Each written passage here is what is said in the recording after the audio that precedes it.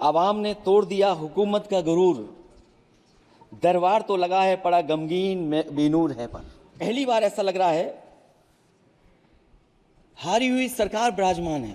लोकसभा चुनाव के नतीजे के बाद सबसे ज्यादा किसी राज्य की चर्चा हुई तो वो उत्तर प्रदेश की हुई। उत्तर प्रदेश में वो खेला हुआ जो न कभी योगी सोचे थे, न कभी मोदी सोचे थे और न शाह साहब सोचे थे।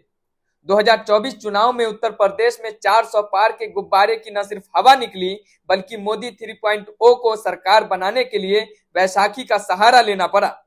उत्तर प्रदेश में भाजपा को पानी पिलाने वाले नेता का नाम अखिलेश यादव है और जब से मोदी का तीसरा कार्यकाल शुरू हुआ तब से अखिलेश यादव लगातार दावा कर रहे हैं यह सरकार कभी भी धराम से गिर सकती है। तभी अखिलेश यादव ने लखनऊ को छोड़ा और भाजपा को पानी पिलाने के लिए दिल्ली का रुख किया, यानी विधायकी छोड़ी और सांसद बने रहने का ऐलान किया। 18वें लोकसभा का सत्र शुरू होते ही अखिलेश यादव का शायराना अंदाज खूब चर्चे में रहा। सबसे पहले आप अखिलेश यादव का शायराना अंदाज देखिए। आज यहाँ उत्तर प्रदेश के सदन में पढ़ा गया एक शेर याद आ गया, जो तब सही था अब और सही साबित हो रहा है। इजाजत हो अध्यक्ष जी तो मैं अर्ज करूं। हुजूरे आला आज तक खामोश बैठे हैं इसी गम में, महफिल लूट ले गया कोई जबकि सजाई हमने।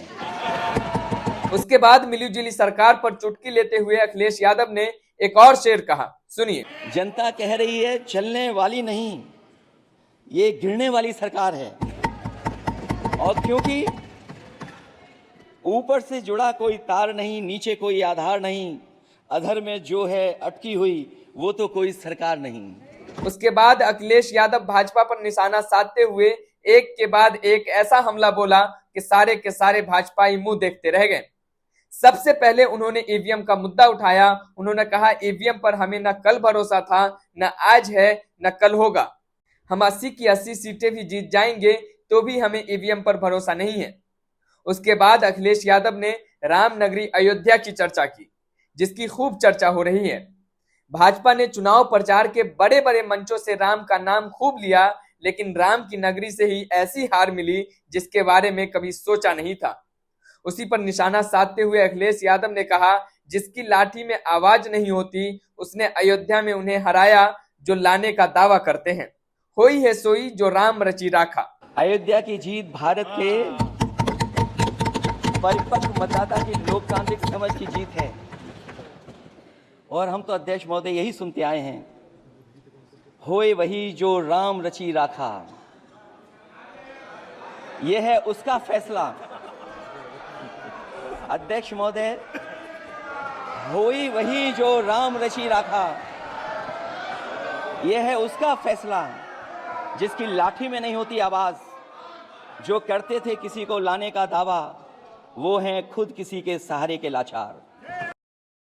अखिलेश यादव ने आगे कहा, मैं देश के उन सभी मतदाताओं को धन्यवाद देना चाहूंगा जिन्होंने लोकतंत्र को एक तंत्र बनाने से रोका।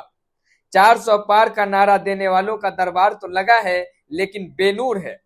पहली बार ऐसा लगा है जैसे हारी हुई सरकार बैठी है, ये चलने वाली सरकार नहीं है। 2024 का परिणाम हम इंडिया वालों के लिए जिम्मेदारी से भरा पैगाम भी है। और अगर हम यूं कहें अध्यक्ष महोदय कि 15 अगस्त 1947 अगर उपनिवेशिक राजनीति से आज़ादी का दिन था, तो 4 जून 2024 देश के लिए सांप्रदायिक राजनीति से आज़ादी का दिन रहा। और पहली बार ऐसा लग रहा है हारी हुई सरकार विराजमान है।